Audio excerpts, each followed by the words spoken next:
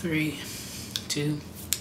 Hey, how are you guys doing? This is future Sailor Stuart here. I just wanted to create a video about enlisting into the Navy and the process that you go through before you go into DEP, and also the DEP process right up until you get to boot camp. I myself, today is the 23rd of April.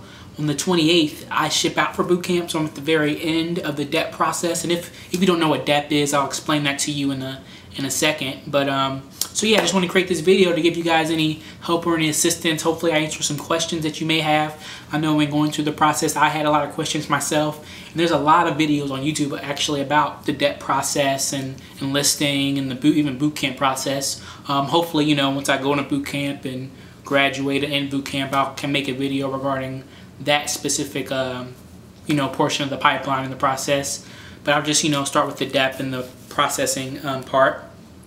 Of course, first thing, if you thinking about going to the Navy or any military branch, do your research online. There's a lot to be found. Like I said, on YouTube, a lot of websites offer a lot of good information. So sit down, get as informed as you want. Go on your computer, your laptop, get as much information as you can. Or you can talk to a recruiter as well. I myself did like my own research before going to a recruiter, so I sort of had some information. But they're also a very good source of information. Obviously, they're your recruiter. They're going to walk with you through the whole enlistment process, so they're a very good source of information. Some people have a bad outlook on recruiters. Some people say they may lie to you, try to maybe sell you a dream. I myself, I guess thankfully, I didn't have that experience with my recruiter at all. He's been very, very helpful, very understanding through the whole process. I guess I've been in the DEP program for about December, January, February, March, April, about 5 months now. So just through that whole process, he's been extremely helpful, answered all questions I've had. I feel like he's been extremely honest with me, at least up to this point. Of course, I still have a lot of ways to go, but he's just been helpful. So find your closest recruiter, if it be a Navy recruiter, talk to them, ask them a bunch of questions, try to make as an informed decision as you can. I guess some people just go as a whim, they want to enlist, they know, they go, sign up, and they're in. But myself, I just like to gather as much information as I can and then make an informed decision. So talk to your recruiter first. Usually if you do go and sounds like something you want to be interested in, sounds like something that you want to do, they're going to give you a pre-ASVAB test. And what the ASVAB is, it's just a test based on the knowledge that you have. It isn't really something you're supposed to study for. It's just almost like an IQ test. See what you know now and what knowledge you have, and based on what you score on the actual ASVAB, that'll allow you to see what jobs that you qualify for once you get to the fleet. So like I said, they'll give you a pre-ASVAB test because they don't want to send you to the to go do the ASVAB unless they know that you're going to get a good grade and going to pass. There's a minimal, I think it's around 50. It's like like I say, it's an IQ test. So like if you get a 50, it's like a percentile grade. So like if a 50 means that you scored 50%, your score is better than 50% of the people who take the test.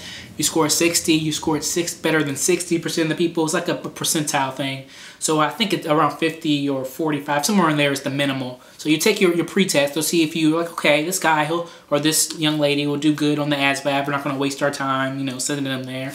So if you do good on that pre-test at the recruitment center, then they'll get your height and weight, because of course there's also height and weight regulations you have to hit based on your height. You only can be so big. Well, myself, I'm 68 inches, which I believe it's about 5'7".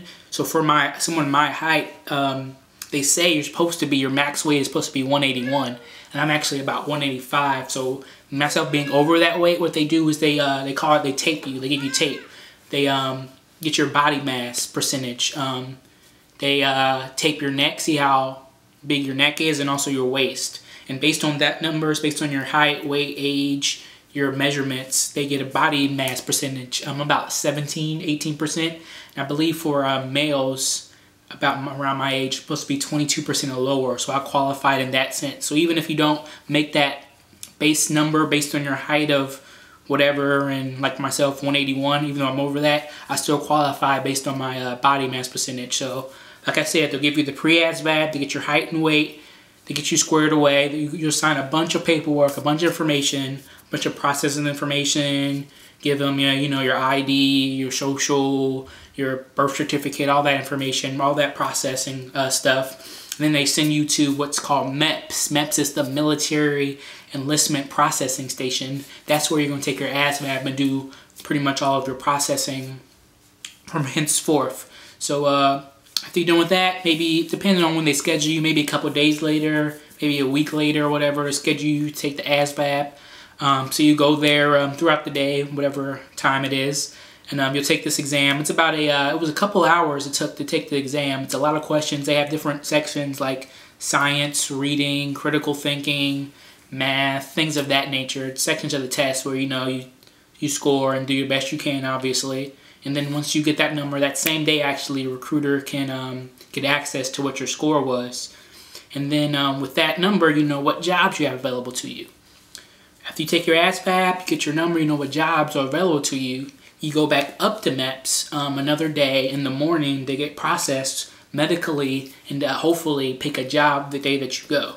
Now, me personally, and it's just something with the Navy, their job allotment is kind of different, but I'll go through the initial MEPS.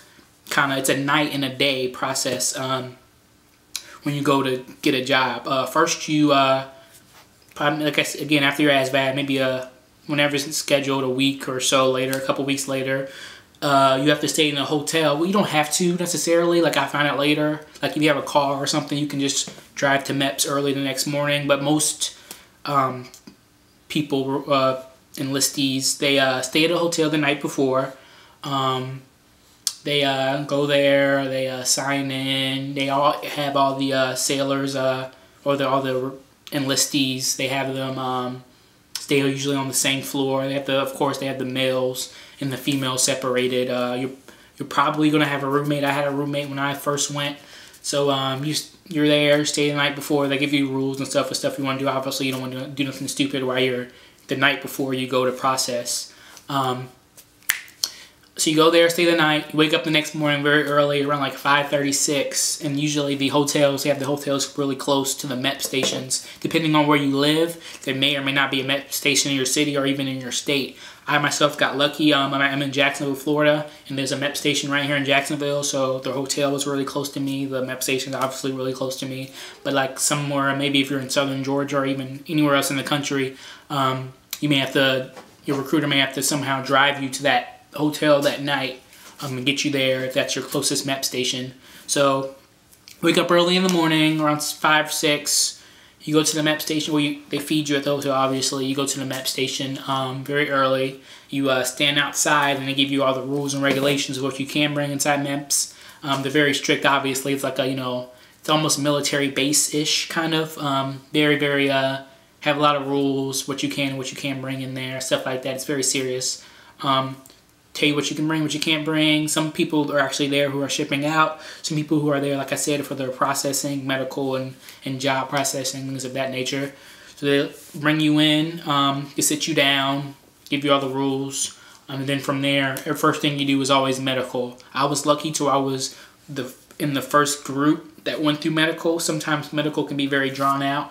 Like I said, you get there pretty early in the day, and you'll be there pretty much all day till maybe about 4 or 5, 3, 4, 5 in the afternoon. So you just have to be rested and be prepared for a very, very long, strenuous process. You go to medical. They do all the basic stuff. They do your blood pressure, things of that nature. They give you a drug test, a urine sample. They do blood. They draw blood to make sure everything's fine with that. This is where they also do your vision test, where you have to, just a simple vision test. If you ever been to the eye doctor or anything like that, you have to, they test that. They test your depth perception. Basically, your perception as far as the depthness of something, whether or not something's closer or farther, and that also can factor into the availability of jobs that you want to have. So, I mean, again, that's not something you can obviously study for. I mean, you have the site that you have, so I mean, you just do the best you can in that. They give you a hearing test and medical. Again, based on how good your hearing is, you sit in a little booth almost with other enlistees, and you try to listen to beeps. And I mean, hey, again, you only can hear what you can hear, so it's not something you can study for. And that, again, can factor into what jobs that you can be made available for. They do what's called the underwear Olympics, which is, I mean, it's just you go in a room with maybe 3 or 4 other enlistees, and they want to test your mobility and basically your flexibility, make sure everything is working fine. So you strip down all the way down to your underwear, and you do like a duck crawl. You do things with your arms, lift them up, put them down, things with your legs. You just want to make sure that you're mobile and everything functionally and mobily is working fine in your body, which is fine. You go through that. After you're done with that whole process, make sure you clear, make sure nothing's wrong. You see a doctor there, make sure everything's good. If you have any tattoos, let them know, because obviously, you know, when you're stripped down, they'll see them. There's some regulation of tattoos. I myself don't have any, so I'm not as privy to information as far as tattoos and where it can be. But again, that's something that would be a good question to ask your recruiter when you first see them. Once you're done with that process, you go back outside of medical, you sit down and you wait to hear from they call your name back inside where the Navy kind of section of the MEPS is, and you go back there, and there's other processing stuff that you do, there's other paperwork that you do, they have you do a survey, things of that nature. There's a lot of sitting, hearing your name called, going, filling out paperwork, go sitting. And hopefully by the end of the day, what it is they'll call you in to let you know what jobs are available for you that day, what you qualified for based on, you know, your ASVAB and your medical, things of that nature. And then hopefully, ideally, the best thing that can happen is you sign up your contract for a job that day. Ideally. Now for myself, I wasn't able, the first time I went to MEPS, to sign up for a job. It's very